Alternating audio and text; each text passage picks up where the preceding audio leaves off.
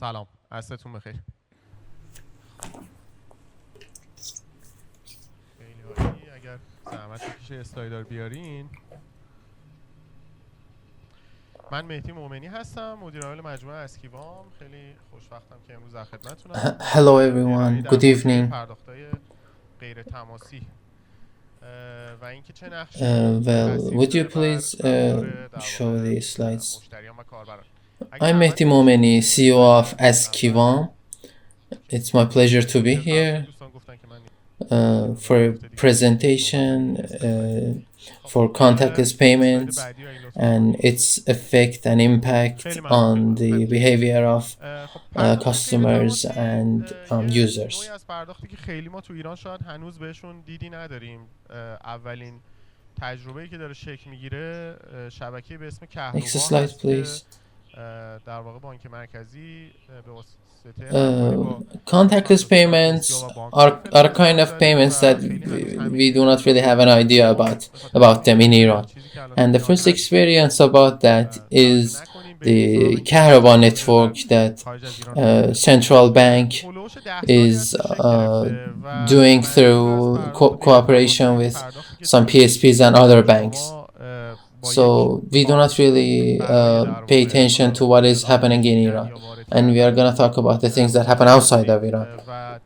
It's happening around 10 years, and what we mean about contactless payment is that you use a card, and you do not use a card to pay, and in some parts you do not even need to add a pin. These are what's called contactless payments, and they are faster.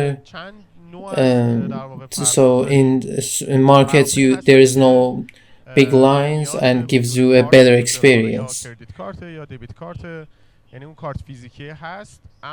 In contactless payments, we have multiple kinds of paying. There are some kinds that we need to have the physical card. For example, with debit card, credit card, and the card gives you the possibility to tap your card on the device through a NFC chip, and you've set that in your account to how much to pay, what's gonna ask for your code, or other things. Other type of these payments is mobile wallets and apps. Definitely you know Apple Pay, Google Pay, or Samsung Pay, and although they are not active in Iran, you know them. They work through NFC chips too.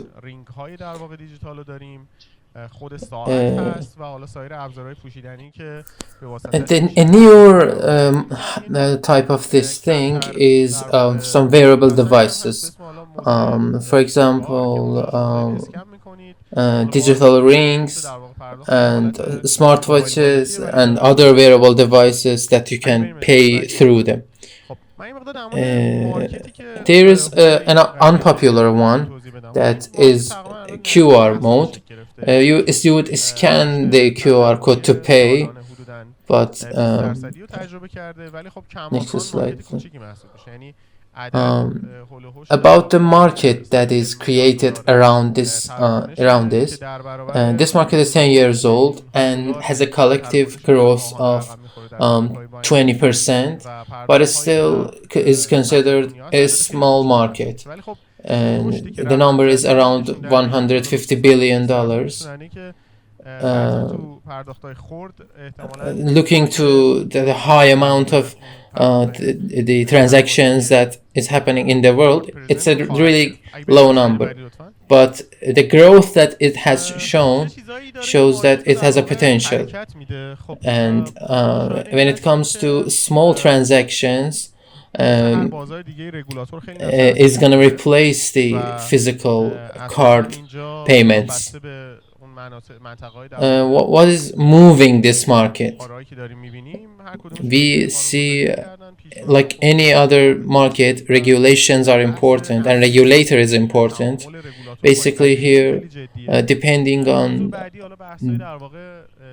the regions that we see these technologies, we see different regulations, and and it's important that how the regulator faces this phenomenon. And contactless payments is mostly using the POS network.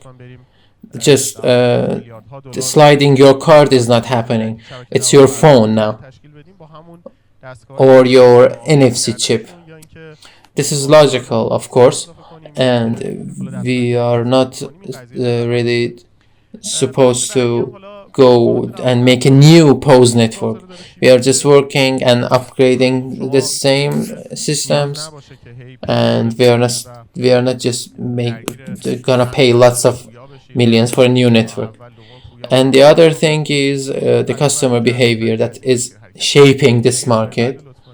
If you're not supposed to always enter your PIN or other, for example, Puya password, and it will be better. Here we see based on the things that happened and what we saw, we see a growth in the previous 10 years, and we have the growth of 20%. But clearly we see that this market is not still everywhere. We see that contactless payment is still far from with the payments that are done with contact. We see an obvious difference between contact-based payments and contactless payments.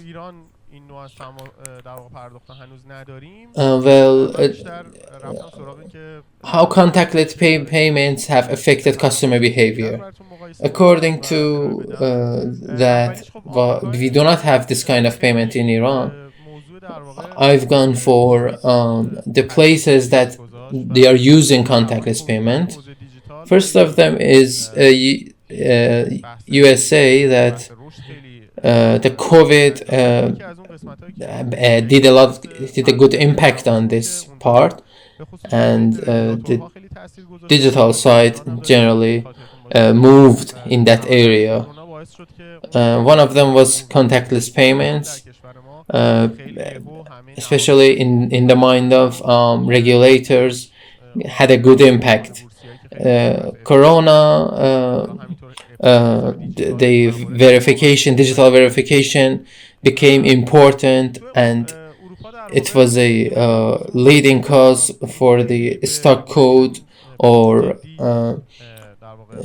account that you open with digital and internet.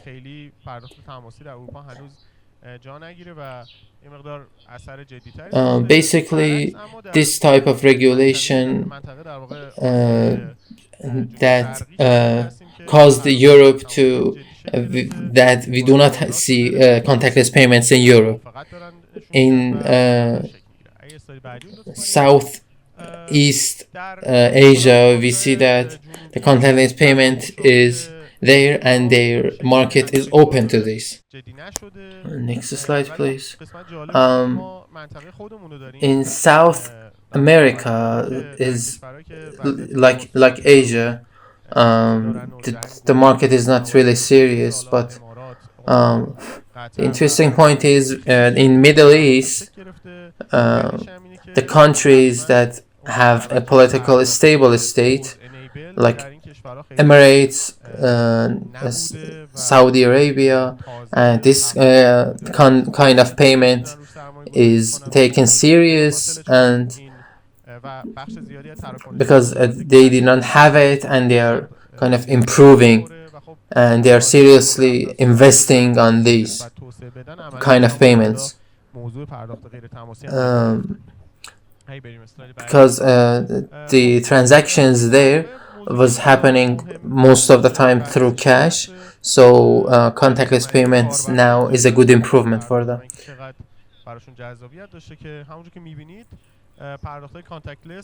The important thing that we can check here is how much interesting contactless payments is popular among users.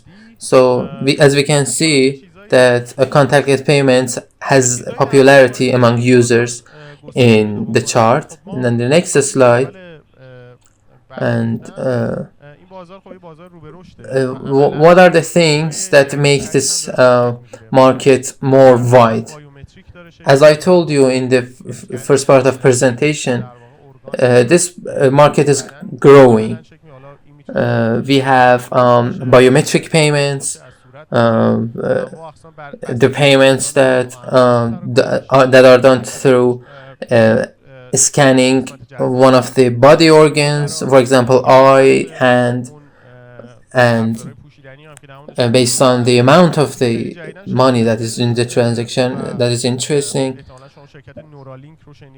And we already talked about wearable devices, and recently Neuralink company from one of the companies of Elon Musk is working on some chips that are implanted in body with surgery. They are used for some high security payments. Because the time is limited, one